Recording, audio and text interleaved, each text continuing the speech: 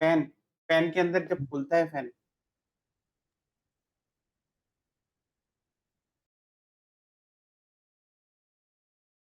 Hello, hello, hello, hello. Yes sir. हाँ, fan खुलता हुआ देखा है तुमने अनेक? हाँ देखा है। तो फैन जब तुम खोल के देखोगे ना तो उसमें एक तुम्हें सिलेंडर टाइप की एक चीज़ दिखेगी, सिलेंडर जैसी। वो कैपेसिटर होता है। और उस कैपेसिटर का काम ये होता है कि अगर तुमने पता है, अगर तो सपोज़ तुमने उस कैपेसिटर को हटा दिया और उस कैपेसिटर को हटाने के बाद फैन को ऑन किया ना, भले ही इलेक्ट्रिसिटी प्रोवाइड हो रही है, भले ही इलेक्ट्रिसिटी जा रही है, लेकिन तब भी वो फैन ऑन नहीं होगा, मतलब फैन स्टार्ट नहीं होगा रोटेट करना। वो क्यों? इसलिए क्यों होता है? इसलिए होता है क्योंकि जब तुम करंट प्रोवाइड करते हो ना, तुम्हें इनिशियली फैन की मोटर को रोटेट करने के लिए इनिशियल बर्स्ट ऑफ चार्ज चाहिए होगा, हाई अमाउंट ऑफ चार्ज। तो हाई अमाउंट ऑफ चार्ज जब चाहिए होता है, उससे हम इनिशियल रोटेशन देते हैं उसको। फिर जब वो रोटेशन होने लगता है, और वो काम कैपेसिटर करता है। और फिर जब रोटेशन होने लगता है, फिर तो वो अपने आप कंटिन्यूअसली रोटेट करता रहता है धीरे उस हम स्लो करंट देने पर। अब ये रोटेट कैसे करता है, ये तो तुम सीखोगे मैग्नेटिज्म में। तो बेसिकली मैं जो बता रहा हूँ, कैपेसिटर का जो यूज़ होता है वो सिलेंडर टाइप का होता है, और उसका जो यूज़ होता है वो to provide the initial burst of charge necessary to start the motion. Capacitor होता है ना? यहाँ पर जो बहुत सारे सर्किट्स में ऐसे भी देख लो, बहुत छोटे-छोटे सिलेंडर टाइप के लगे रहते हैं, वो सब कैपेसिटर होते हैं। इनको खोल के देखोगे ना अगर तुम, तो तुमने पता नहीं किसी ने खोल के देखा है कि नहीं? अगर खोल के देखोगे तुम कैपेसिटर को, बिल्कुल ऐसा दिखेगा, उस अंदर से कागज-कागज निकल के आएँगे। ठीक? तो ये होता है कैपेसिटर। कैपेसिटर का यूनिट किसी को पता है तो मुझे बता दो, कि यूनिट क्या होता है?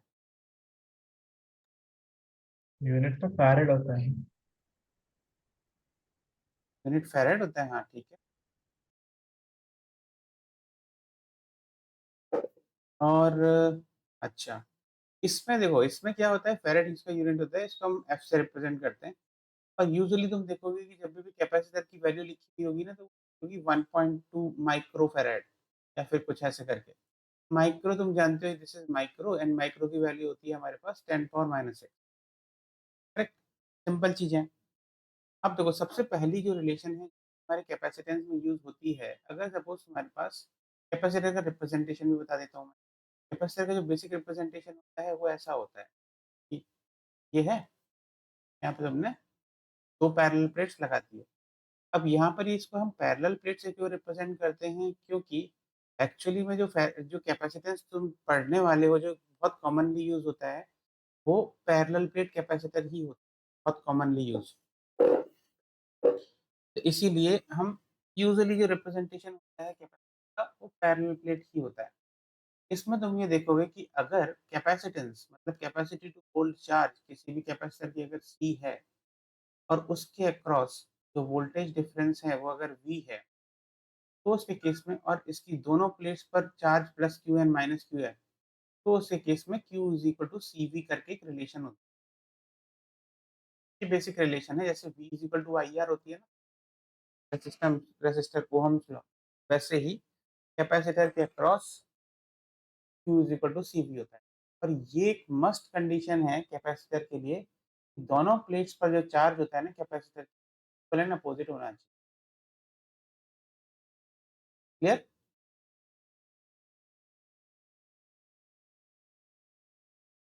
हाँ सर। सबको समझ में आ गया? तो अपन आगे चलते हैं। सभी को समझ में आ गया ना? तो कुछ अभी मैंने कुछ समझाया ही नहीं।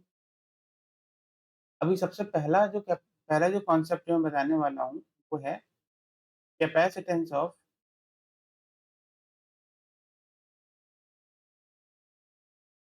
Spherical capacitor.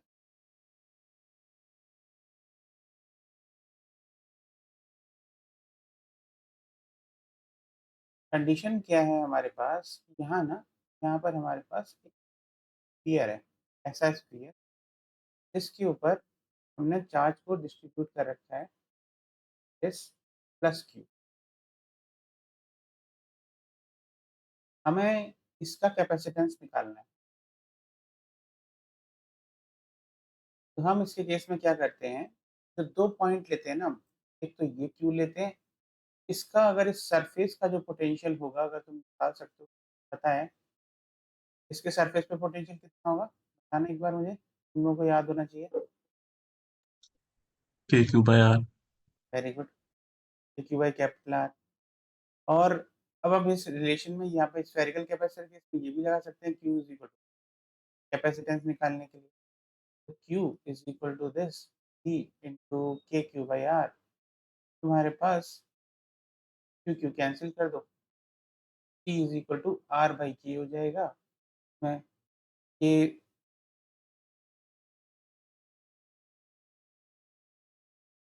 हाँ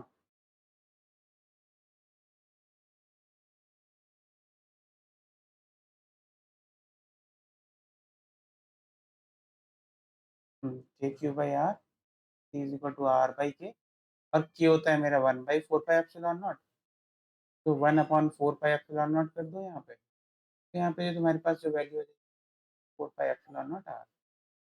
basically capacitance of a spherical capacitor होता है 4 pi epsilon naught R. Easy है। ये जो कैपेसिटर है ये, पर हम इसको यूज नहीं करते इस कैपेसिटर को, स्फेरिकल कैपेसिटर पर छोटे मोटे क्वेश्चन आते हैं इसके स्फेरिकल कैपेसिटर के, वो तुम कर लोगे। एक मैं बहुत अच्छा क्वेश्चन दिखाऊंगा तुम्हें बाद में, चार्ज डिस्ट्रीब्यूशन ऑफ कैपेसिटेंस का था, ये मैंने पूछा गया। पर इम्पोर्टेंट जो है वो तुम्हारे जो सिलेक्शन है वो है पैरेलल प्लेट में, थोड़ा सा डीप में डिस्कस।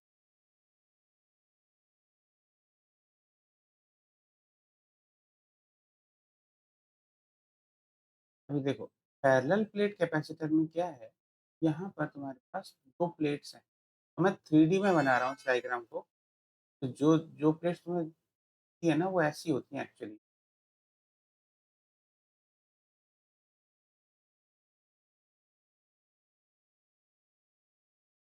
ऐसे ऐसे फिर है, करो कनेक्ट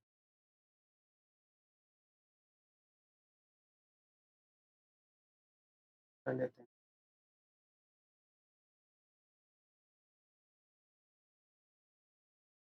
वैसे विजुअलाइज करना, ये दोनों पैरेलली रखी हुई हैं, मतलब ऐसे रखी हुई हैं जैसे एक, इस प्लेन में तुम देख रहे हो ना, उसमें एक परपेंडिकुलरली अंदर जाती हुई बाहर आती, और उसी के राइट में अंदर जाती हुई बाहर आती। दोनों प्लेट्स के बीच का जो डिस्टेंस है वो है,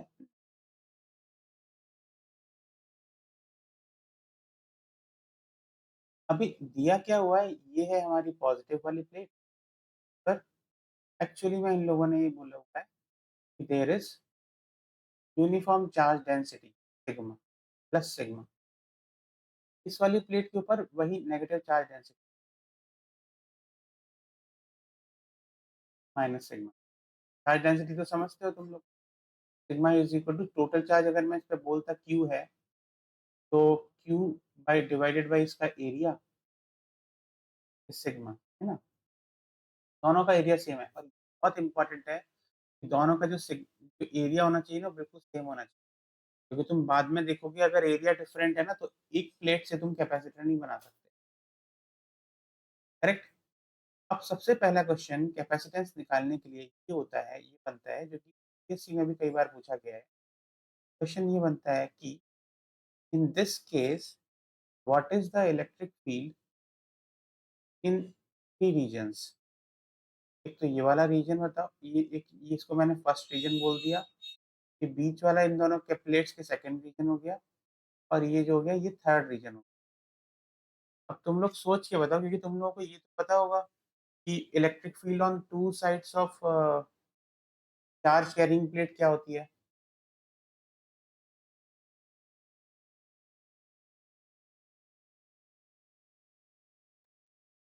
पता है?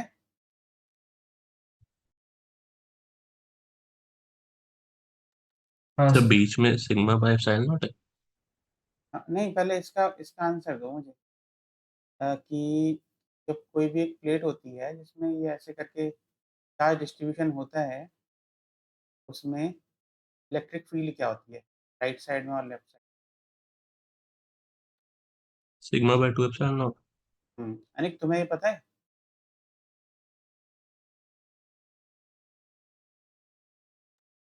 नहीं सर। नहीं पता था?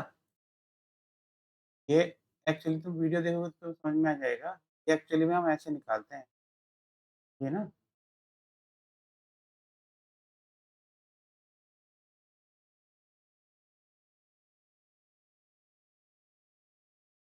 ऐसे करके गॉस लॉ लगा के।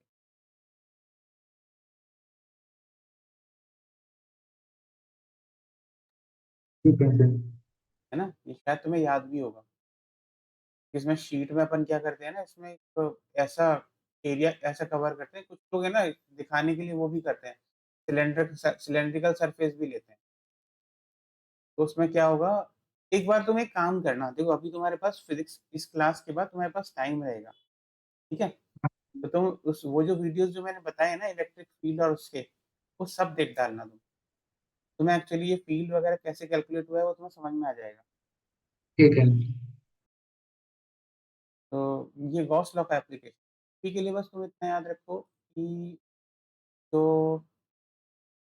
इलेक्ट्रिक फील्ड होता है on both the sides sigma by 2 epsilon not होता है।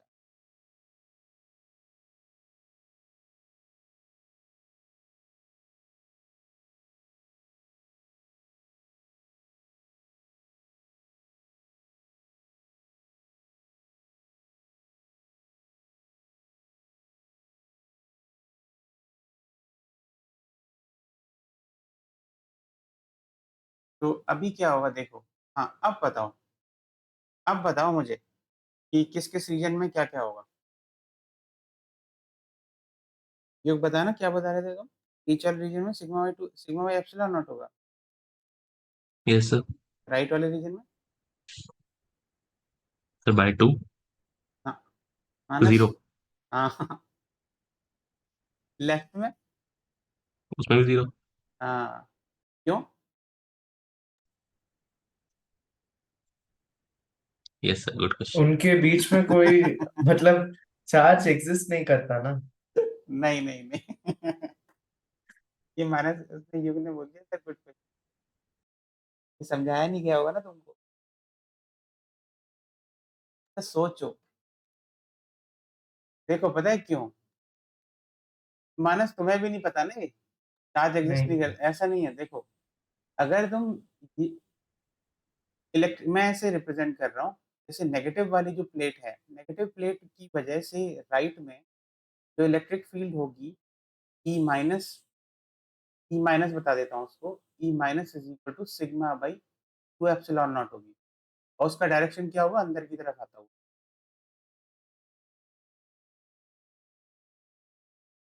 अनिक बस तुम ये याद रखो, देखो यहाँ पर मैंने जब ये शीट बनाई है ना ये राइट में, ये वाली जो शीट है, ये इस शीट में अगर ये पॉजिटिव चार्ज होते हैं तो इलेक्ट्रिक फील्ड जो है ना दूर जाने वाली होती है दोनों साइड में, उसकी value sigma by 2 epsilon not होता है। अभी यहीं पर अगर मैं नेगेटिव चार्ज लगा देता ना पॉजिटिव की जगह पे, तो इसका डायरेक्शन इधर हो जाता। करेक्ट? हाँ सर। बस उतना ही चाहिए। अब जैसे यहाँ पर तुमने ये नेगेटिव वाली प्लेट है, सब समझ लेना आप तो इसको। तो ये जो नेगेटिव वाली प्लेट जो राइट में है, वो उसकी वजह से जो फील्ड होगी वो अट्रैक्टिंग होगी। इधर भी, इधर भी ई माइनस और इधर भी, हर रीजन में यही होती है। E minus is equal to sigma by 2 epsilon naught. यहाँ भी सिग्मा बाई 2 एप्सिलॉन नॉट ही होगा, अट्रैक्टिंग। ठीक, मानते हो इस चीज़ को जो मैंने बोला? हाँ। युग मानस बताओ, यस सर। अनिक तो मान यस रहा है। सर। ठीक है, अभी देखो माइनस की वजह से ये हो गया। अब पॉजिटिव की वजह से जब तुम देखोगे इलेक्ट्रिक फील्ड, तो पॉजिटिव की वजह से फर्स्ट वाले रीजन में जो इलेक्ट्रिक फील्ड होगी वो होगी E plus which is equal to sigma by 2 epsilon naught और उसका डायरेक्शन राइट में होगा।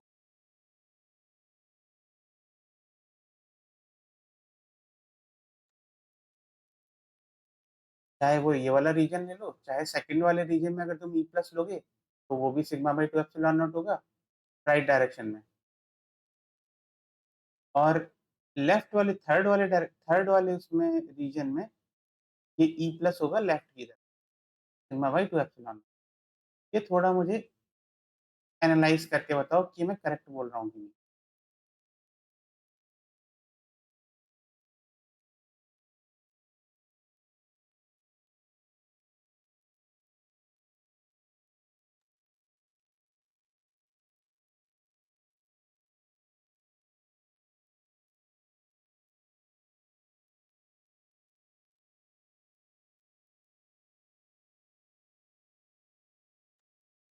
यस सर, यही होगा। मानस सही है? हाँ सर। सही है ना? हाँ। अनिक सही है? Yes sir. ठीक है। अभी देखो, अब अगर तुम इस वाले रीजन में ये फर्स्ट वाले रीजन में देखोगे तो एक इलेक्ट्रिक फील्ड राइट में जा रही है, एक लेफ्ट में जा रही है। नेट इलेक्ट्रिक फील्ड होगी क्योंकि दोनों आपस में एक-दूसरे को कैंसल कर देंगे। तो यहाँ वाले रीजन में 0 आएगी इस ऐसे ही तुम थर्ड वाले रीजन में देखो तो थर्ड वाले रीजन में इलेक्ट्रिक फील्ड्स हैं आपस में एक-दूसरे को कैंसल कर रही हैं। तो नेट इलेक्ट्रिक फील्ड आएगी 0, ये भी करेक्ट है। बीच वाला जो रीजन होगा उसमें ही इलेक्ट्रिक फील्ड होगी बिकॉज़ दोनों इलेक्ट्रिक फील्ड्स का जो डायरेक्शन है वो सेम डायरेक्शन है। इधर जो ई नेट होगा बीच में, उसकी जो वैल्यू होगी वो होगी sigma by 2 epsilon not plus sigma by 2 epsilon naught और उसकी वैल्यू क्या होगी? उसकी वैल्यू होगी सिग्मा बाई एप्सिलॉन नॉट दोनों का सम। इसीलिए इन द कैपेसिटर बाहर वाले रीजन में कोई इलेक्ट्रिक फील्ड नहीं होती, जो इलेक्ट्रिक फील्ड होती है वो बस बीच वाले रीजन में होती है, उसकी वैल्यू होती है सिग्मा बाई एप्सिलॉन। क्लियर है?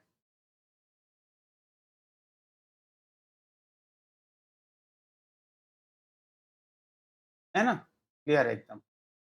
अब आते हैं यहाँ पर। अब मैं नेक्स्ट चीज़ एक और बताता हूँ। जैसे सपोज़ ये जो दोनों प्लेट्स हैं, दोनों प्लेट्स के बीच में मान लो मैंने तुम लोगों को कहा होता कि potential difference V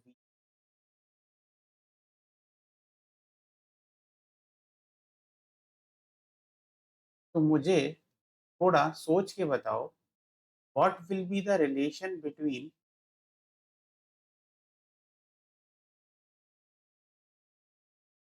potential E and electric field sigma electric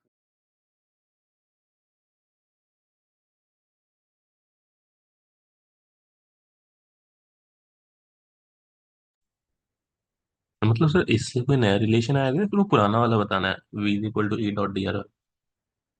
V is equal to E dot D R. अब वो तो पता ही है ना तुम्हें। बस वही तो चाहिए मुझे। V is equal to E dot D. Correct? सबके लिए ओके? हाँ अनिक सर। बस अनिक एक बार बता दो मुझे क्योंकि अनिक का मुझे लग रहा है क्योंकि अनिक ने पढ़ा नहीं है ना। तो अगर अनिक ने सीबीएसई में ये कहीं पढ़ भी लिया है तो उसको पता होगा ये। E is equal to V by D पता है अनिक? हाँ सर, मैंने पढ़ा था। पढ़ा है ना ये? तो तब ओके है फिर। तो V is equal to E D हो जाएगा तो उसे क्या होगा यहाँ पर तुम लिख सकते हो is equal to potential difference divided by D. तो इलेक्ट्रिक फील्ड अपन ने निकाल रखी है इन दोनों के बीच में which is sigma by 2 epsilon naught sigma by epsilon naught ये V बाई डी हो गया। तो बेसिकली इस चीज़ से मुझे क्या पता चल गया कि potential difference between the two plates is equal to sigma D by epsilon naught. पर मुझे क्या पता है मुझे तो कैपेसिटेंस निकालना है। अभी कैपेसिटेंस निकालने का जो फ़ॉर्मूला होता है वो मेरे पास ये होता है Q is equal to CV। तो सी V तो मुझे पता है which is sigma D by epsilon naught. Q को मैं क्या लिख सकता हूँ? Sigma into area.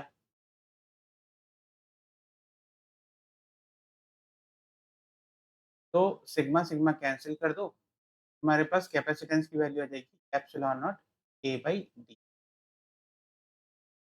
ये होता है value of capacitance of a parallel plate. इसमें प्लेट एरिया A होता है और सेपरेशन बिटवीन प्लेट्स D होता है। अभी इसमें अगर तुम्हें कोई डाउट नहीं है तो फिर मैं आगे चलता हूँ।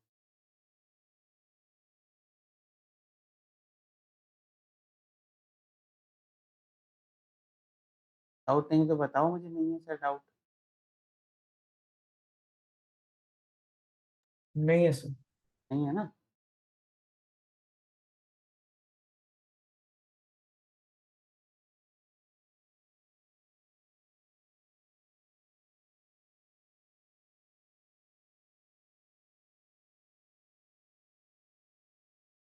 अच्छा, अब देखो, अब इसी में ही जो नेक्स्ट चीज़ है वो क्या होता है जैसे मान लो दोनों दोनों के बीच में अगर मैंने डाइलेक्ट्रिक डाल दिया, मतलब अभी मैंने प्लेट्स के बीच में डाइलेक्ट्रिक पुट कर दिया, डाइलेक्ट्रिक मतलब कुछ भी मटेरियल। तो हम लोग ये जानते हैं इलेक्ट्रिक फील्ड से कि क्या होता है ना, कि जब डाइलेक्ट्रिक हो गया अंदर, यानी कि दोनों प्लेट्स के बीच में मैंने कुछ डाल दिया, तो मेरा जो एप्सिलॉन होता है कैपेसिटेंस उसके में एप्सिलॉन A/D हो जाएगा। और मुझे ये पता है कि एप्सिलॉन को मैं लिख सकता हूँ k into epsilon not if k is the dielectric constant. तो उस केस में मेरे पास ये जो कैपेसिटेंस हो जाता है वो हो जाता है k epsilon not k upon T. मतलब अगर इस रीजन में मैं ये डाल दिया, डाइलेक्ट्रिक डाल दिया पूरे रीजन में, तो मेरे पास जो कैपेसिटेंस बस k से मल्टीप्लाई हो जाता है, फिर k is the dielectric constant. अब देखो, अब इसके आगे बढ़ने से पहले मैं तुम लोगों को थोड़ा बहुत कैपेसिटेंस का पैरेलल और सीरीज़ के बारे में बताता हूँ, क्योंकि इसके आगे जो मैं चीज़ें बताने वाला हूँ, वो सीरीज़ और पैरेलल से related. Capacitance in C and capacitance parallel.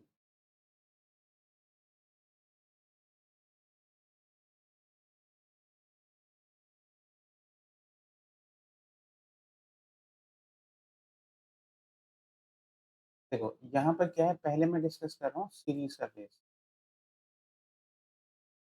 Series के केस में क्या है, मेरे पास ऐसा सिस्टम है, 2 कैपेसिटेंस हैं कनेक्टेड, C1 एंड C2।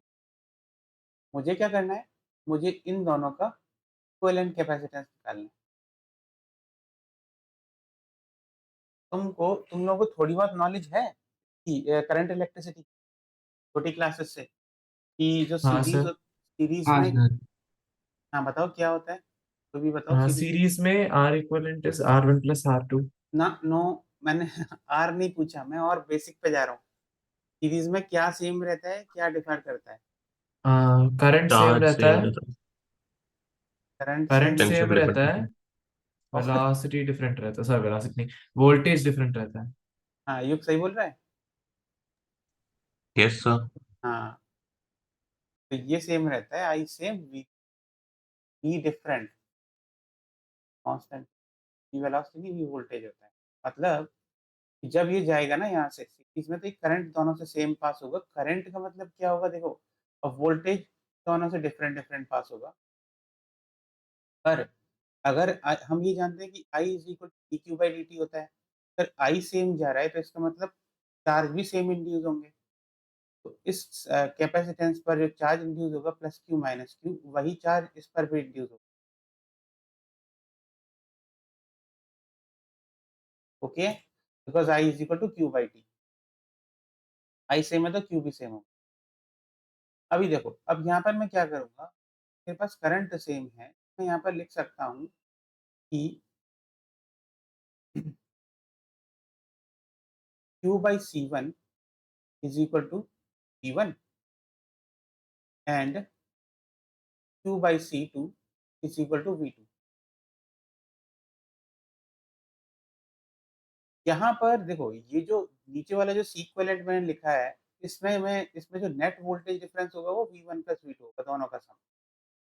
कि ये दोनों एंड टू एंड कनेक्टेड है, ये A है, ये B है, ये भी A और B है। तो इसको मैं अब यहाँ से भी सेम ही करंट जा रहा होगा I, अगर मैंने इसको रिप्लेस किया सीक्वेलेंट, तो इस पर भी सेम ही चार्ज डिस्ट्रीब्यूट होगा। तो मैं यहाँ पर I इज इक्वल टू, तो मेरे पास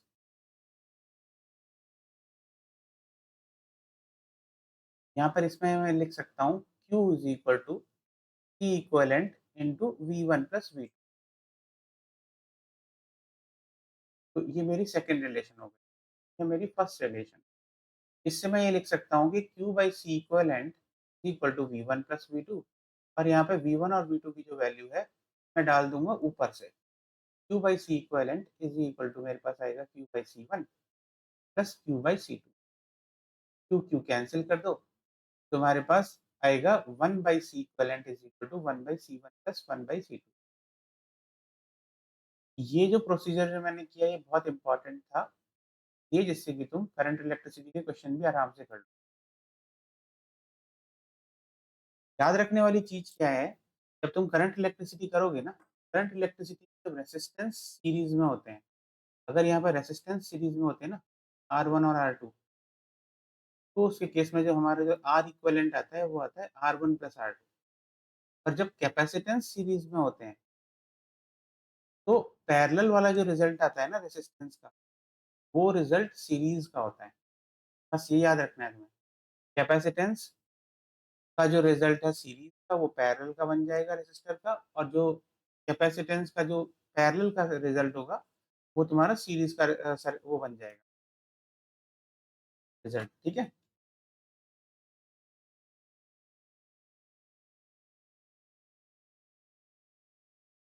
अब आ जाओ पैरेलल पे। पैरेलल वाले केस में क्या है, जैसे सपोज तुम्हारे पास यहाँ पर दो कैपेसिटेंस। पैरेलल वाले केस में होता है ना, क्या क्या सेम रहता है और क्या क्या चेंज।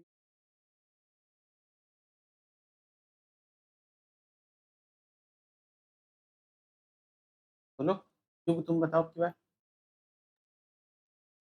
तो वोल्टेज सेम पोटेंशियल होता सेम है। And charge cube different. को बोलने दो क्यों आ रहा। चार्ज डिफरेंट होता है और पोटेंशियल सेम पोटेंशियल होता सेम है, होता है। वी सेम होता है। तो यहाँ पर वी सेम होगा और चार्ज डिफरेंट होगा। यहाँ पर प्लस Q1 माइनस Q1 होगा, प्लस Q2 माइनस Q2। अच्छा मुझे ये बताओ अब की बार कि अब मैं यहाँ पर ना प्रोसीड कैसे करूँगा। मैंने इसको इक्विवेलेंट से चेंज किया।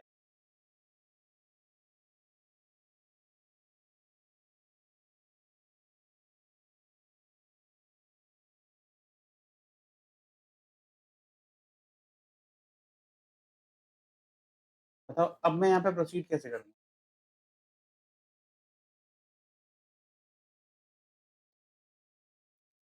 Sir charge is equal to CV वाला फॉर्मूला लगा सकते हैं। अच्छा, तो उस केस में मेरे पास रिलेशन क्या बनेगी। सर फिर Q1 charge, total charge is equal to Q1 plus Q2 और C1V प्लस C2V। फिर इक्विवेलेंट वोल्टेज से कट जाएगा क्योंकि वोल्टेज सेम होती है। हम्म, और इसको मैं लिख सकता हूँ, इस चार्ज को मैं लिख सकता हूँ सी इक्विवेलेंट इंटू, ये हमारे पास C equivalent is equal to C1। Okay है ना निक। Yes sir. अच्छा, अब ये जो चीज यहाँ पर बताने का ना बहुत इंपॉर्टेंट वो था रोल। क्यों, क्योंकि अपन फिर से चलते हैं उसके पास, parallel plate capacitor. Parallel plate capacitor में एक्चुअली में कुछ कॉन्फ़िगरेशन तुम लोगों को ऐसी बताई जाएगी जिसमें ये आइडेंटिफाई करना पड़ेगा कि सिस्टम हमारा पैरेलल में है या फिर सीरीज। फॉर एग्जांपल मैंने ये वाला सिस्टम, इस सिस्टम में क्या है, इसका कैलकुलेशन मुझे तुम ही करके बताओगे तो भी। अब यहाँ पर क्या है कि ये है, इन दोनों के बीच ये दोनों प्लेट्स हैं, दोनों प्लेट्स के बीच का जो डिस्टेंस है वो d है। और ये मान लो कि दोनों का जो एरिया है वो ए है, सेम ही एरिया होगा। है। अभी क्या किया मैंने, मैंने यहाँ पर ना हाफ ऑफ द रीजन, थोड़ा जो रीजन है उसमें तो डाइलेक्ट्रिक डाल दी। तो मैंने डाइलेक्ट्रिक के डाल दी, मतलब कितना रीजन है वो रीजन है मेरा सपोज ई थिकनेस वाला। ई थिकनेस वाले रीजन को मैंने डाइलेक्ट्रिक डाल दी, और बाकी रीजन वही है वैक्यूम। अब मुझे पता करना है कि इसका जो कैपेसिटेंस होगा वो क्या होगा। बताओ मैं कैसे प्रोसीड करूँ।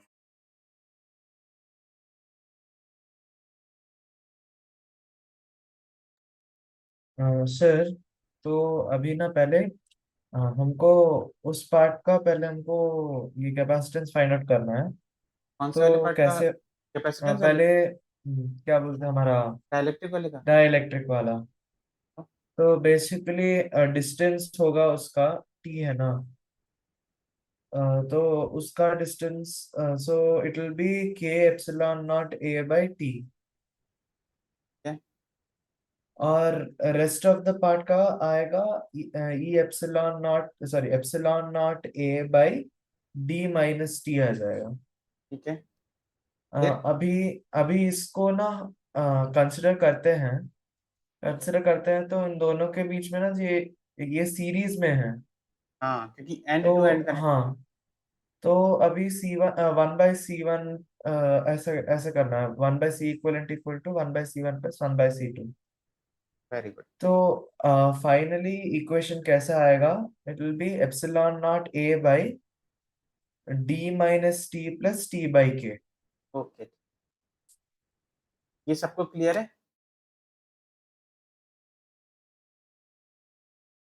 अगर किसी को डाउट हो तो फिर मैं समझाऊँ। बताओ अनिक, बताओ युग, क्लियर है सर? क्लियर है ना? ज़्यादा मुश्किल नहीं है ये। ये 1/c इक्विवेलेंट हो गया। फिर देखो यहाँ पर क्या हो गया, इसने क्या किया यहाँ पे एप्सिलॉन नॉट ए 1 बाहर कॉमन ले लिया एप्सिलॉन नॉट ए, और ये यहाँ पर t/k हो गया प्लस 1/, और ये यहाँ पर हो गया t माइनस। तो ये वैल्यू जो है ये 1/c इक्विवेलेंट की है। c इक्विवेलेंट की जो वैल्यू होगी epsilon naught a by t minus t plus t/k। अब देखो यहाँ पर मैं जैसे कंट्रोल, हाँ बोलो बोलो। जैसे डायरेक्ट भी कर सकते थे ना, मतलब क्यू बाय डेल्टा वी करके, और क्यूब वो हो जाएगा एप्सिलॉन नॉट ए और upon D minus T plus T by के। वैसे भी कर सकते थे, वैसे भी कर सकते थे, क्योंकि तुम उसमें क्या कर रहे हो कि तुम डाइलेक्ट्रिक वाले को वो मान रहे हो कि वो वैक्यूम है ना। ये सर मतलब कुछ है नहीं इसमें। अगर तुम इस डाइलेक्ट्रिक वाले सिस्टम को अगर तुम वैक्यूम मान के चलोगे, ये हो जाएगा epsilon naught A by t/k, है ना। अब ये वैक्यूम की तरह बिहेव करेगा, जिसका ये वाला जो कैपेसिटेंस है वैक्यूम की तरह बिहेव करेगा, जिसका जो थिकनेस होगा वो t/k होगा। ऐसे भी कर सकते हो। ये नया अप्रोच है जो कि पता होना चाहिए। समझे मानस अनिक? समझे ये क्या क्या था ये? हाँ सर। अनिक समझ में आया तुमको? हाँ सर।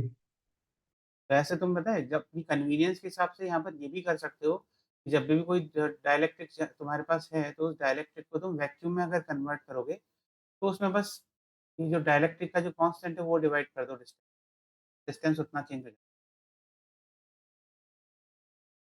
फिर उसके बाद फिर तुम पूरे को वैक्यूम की तरह बिहेव करो, जिसकी जो टोटल डिस्टेंस बिटवीन प्लेट्स होगा वो t/k plus t minus T. ऐसे ऐसे भी कर सकते हैं, गुड अप्रोच।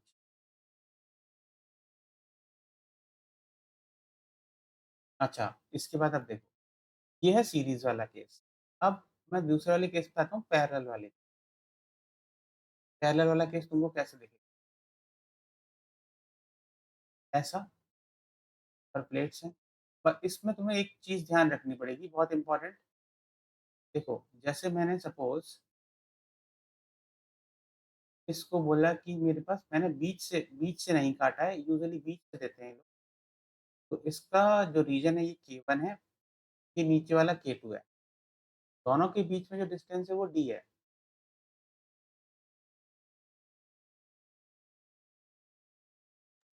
यहाँ पे a/2 हो जाएगा।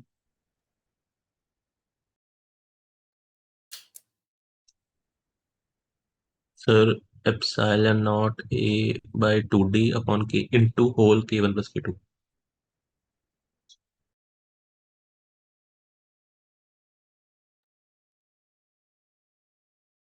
ईच पार्ट के लिए उतना ही होगा ना सर। हुँ, एप्सिलॉन नॉट a/2 हुँ। By D. Epsilon naught a/2 D each part. नहीं, अभी तक तो मैं तुम लोगों ने बता तो दिया, लेकिन मैंने एरिया चेंज बताया नहीं ना दोनों का क्या है। एरिया भी तो चेंज होगा ना। सर बीच में रखेंगे तो हाफ ही होगा ना? मैंने बीच से नहीं बोला।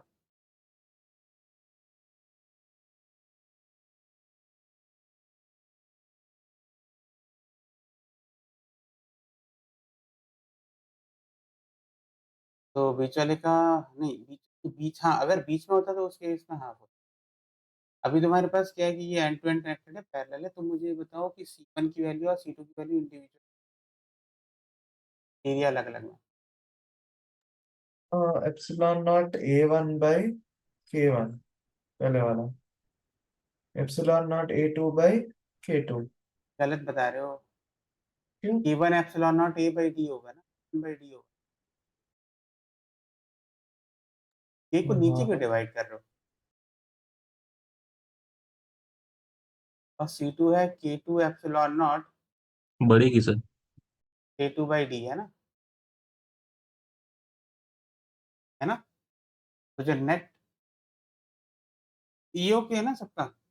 Equivalent is equal to C1 plus C2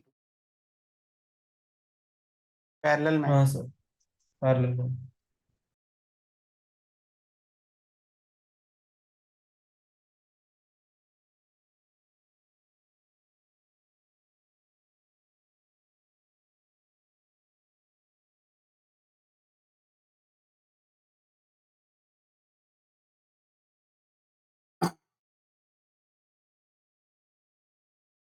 K1 add कर दो, वैल्यू हो जाएगी K1 1 plus K2 A2 epsilon not by D.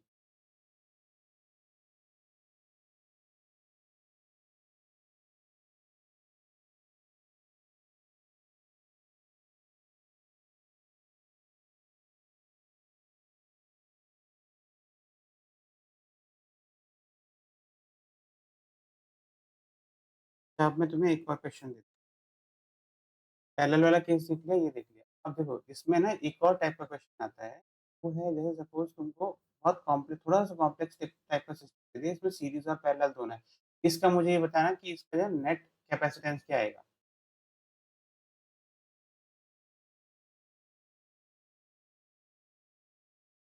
इस सिस्टम में मेरे पास ये है, ऐसा है, ये K1 है, ये K2 है, ये K3 है, दोनों के बीच का डिस्टेंस D है, और इसमें ये वाला जो थिकनेस है ये T है। बताओ नेट कैपेसिटेंस क्या होगा? पहले तो मुझे बताना इसका, अच्छा एरिया बता देता हूँ। इस पहले सर, एक मिनट, एक मिनट, एक मिनट। इसका एरिया A1 है, नीचे वाले का एरिया A2 है।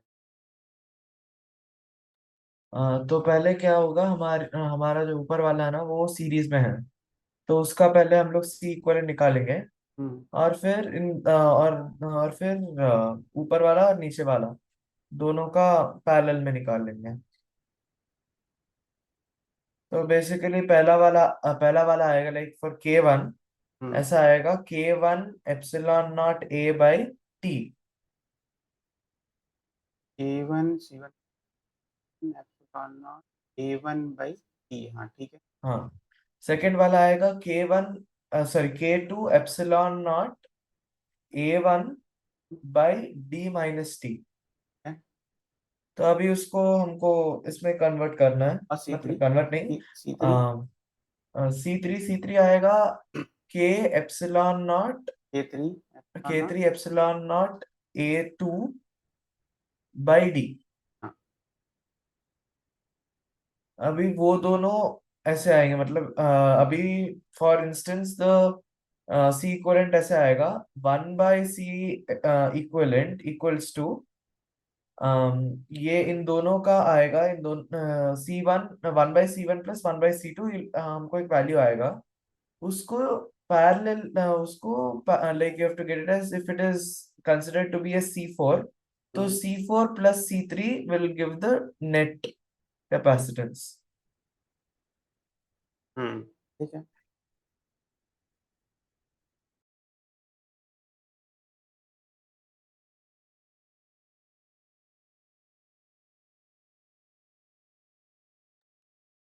ठीक है ना?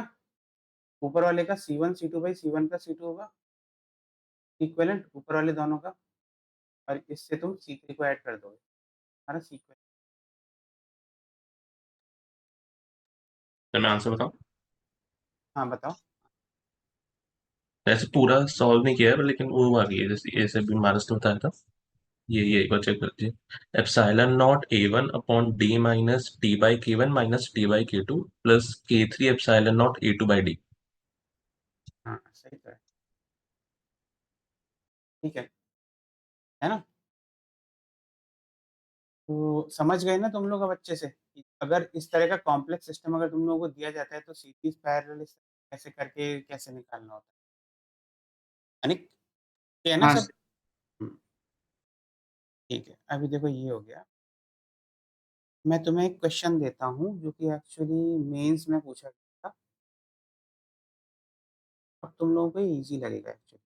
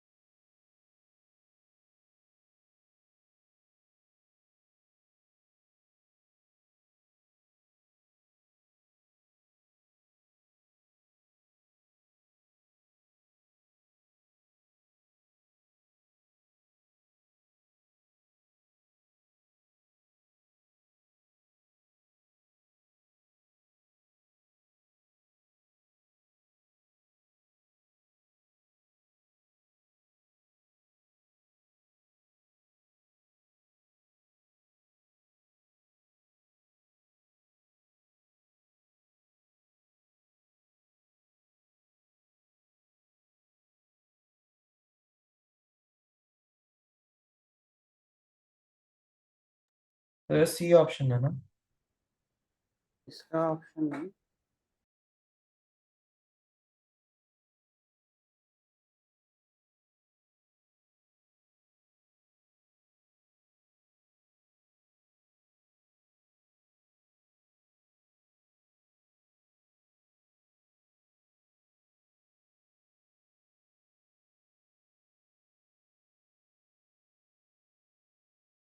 हाँ, सी है इसका।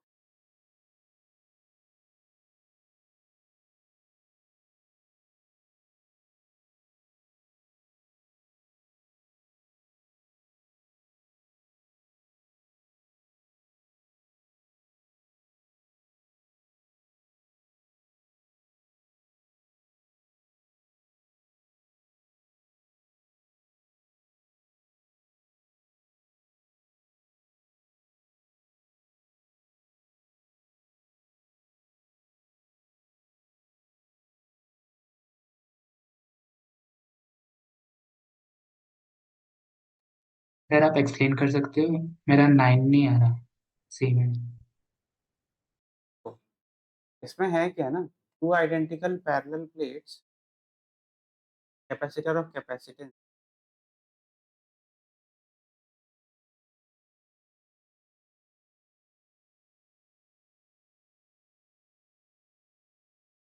Each have plate of area A, मतलब हर एक का ना, each of capacitance each have a plate of area separated by a distance. The space between the plates of the two capacitor filled with three dielectric of equal thickness and dielectric constant. ये हैं दो capacitor, ठीक है। इन दोनों का capacitance C है, इसका पहले का और दूसरे का। ईच का सब दोनों का एरिया ए है, इसका भी एरिया ए है, इसका भी एरिया, इसका भी एरिया, ठीक है, करेक्ट। या separated by a distance D, ये डिस्टेंस डी है, ये लिया था ना। ये K1 K2 K3 पैरेलल में है और ये K1 K2 K3 सीरीज में। First capacitor is filled as shown in figure 1 and the second one is filled as shown in figure 2. If these two modified capacitors are charged by the same potential V, the ratio of energy stored in the two would be energy. ओहो, energy का मैंने formula नहीं बताया ना तुम लोगों को अभी। नहीं। एनर्जी का एक फॉर्मूला होता है, देखो एनर्जी जो होती है ना कैपेसिटर में, वो होती है, वो बताऊंगा अभी।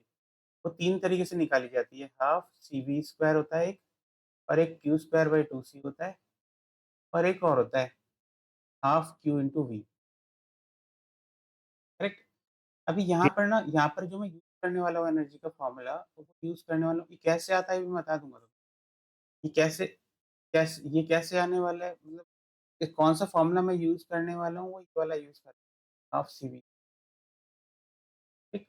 तो बेसिकली जो एनर्जी का जो रेशियो होगा E1 बाई E2 दोनों केस, वो रेशियो, वोल्टेज तो सेम है दोनों में, इधर भी वोल्टेज सेम है V, और इधर भी वोल्टेज दोनों के केस सेम है अक्रॉस टोटल कैपेसिटर, तो V दोनों में ही सेम हो जाएगा। तो बेसिकली मेरे पास जो एनर्जी का रेशियो है वो सीक्वेलेंट 1 बाई सीक्वेलेंट 2 है, ठीक है ना। ठीक है। अब ये इसने बोला है कि ये जो थिकनेस है, ये वाली जो थिकनेस, ये भी सेम है, मतलब ये A/3 होना चाहिए एरिया, ये भी A/3 और ये भी A/3 होना। अगर तुम ये पहले ये वाला केस देखोगे पहला वाला, तो इसमें इक्विवेलेंट 1 जो होगा वो होगा C1 plus C2 plus C3, ठीक है। C1 plus C2 plus C3 जिसमें एप्सिलॉन नॉट, हर एक कैपेसिटेंस जो होगा C1 की वैल्यू होगी, वो होगी epsilon not K1 K1 epsilon naught A by 3D, और C2 की वैल्यू होगी K2 epsilon naught A by 3D, और C3 की वैल्यू होगी K3 epsilon naught A by 3D, correct. तो सी इक्विवेलेंट 1 जो तुम्हारा आ गया, वो आ गया K1 plus K2 plus K3 into epsilon naught A by 3D। यहाँ तक okay.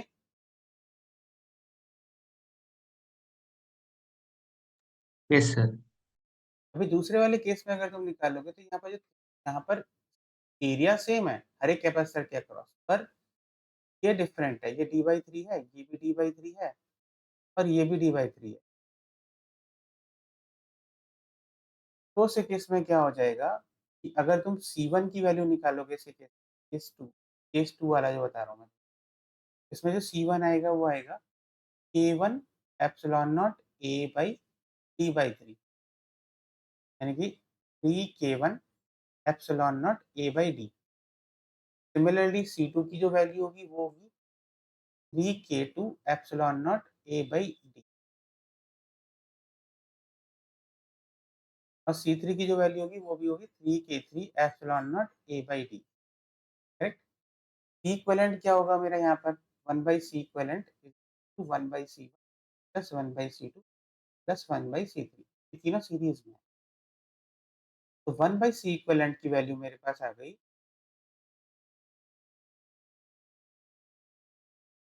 d/3 epsilon naught a into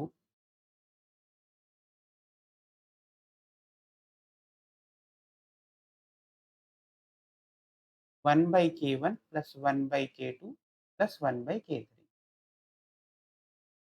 clear है?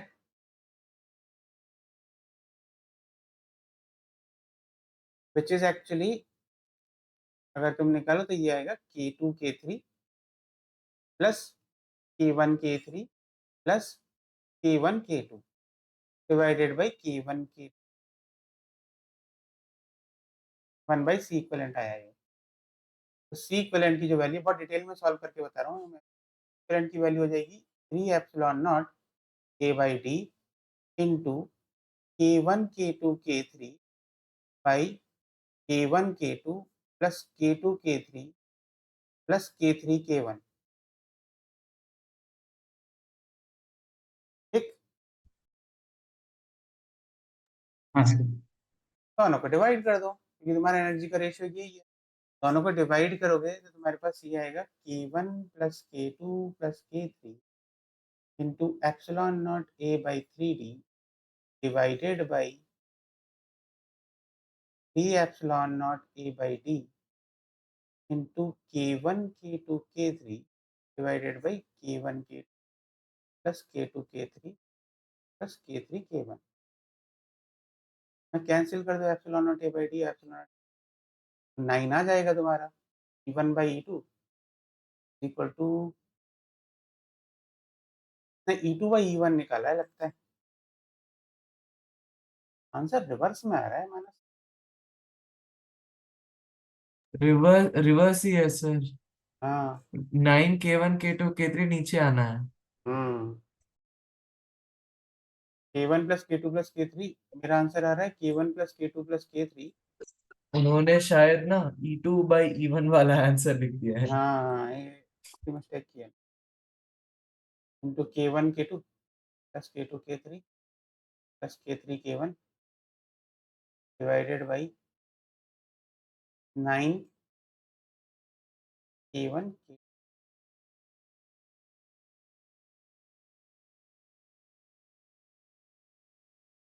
सही है मैंने हाँ सर।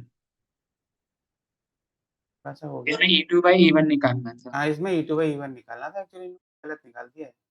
और हो ये भी हो सकता है, देखो ये भी हो सकता है कि हो सकता है जो फोर्थ ऑप्शन हो ना जो मैंने यहाँ नहीं लिखा है वो शायद हाँ वो सर। फोर्थ वाला जो ऑप्शन है वो मेरा वो वाला हो जाए, मतलब ये वाला हो जाता शायद E2 बाई E1, तब शायद वो सही आता। ठीक है सर। मैं आ तो गया ही है। अब नेक्स्ट क्लास में ना मैं energy stored in the capacitor बताऊंगा और इक्विवेलेंट निकालने के कुछ फॉर्मूले बताऊंगा मैं तुम्हें, और टू लॉज होती हैं, मतलब सी इक्विवेलेंट निकालने में कभी कभी हम सी इक्विवेलेंट नहीं निकाल पाते तो उसके केस में हम अ, कैसे यूज करते हैं लॉज ऑफ कैपेसिटर, बिल्कुल किरचॉफ लॉ की तरह। फिर चार्जिंग और डिस्चार्जिंग ऑफ कैपेसिटर होगा, फिर ये तो जाएगा। बहुत बड़ा चैप्टर नहीं है, छोटा है। ग्रैंड करें।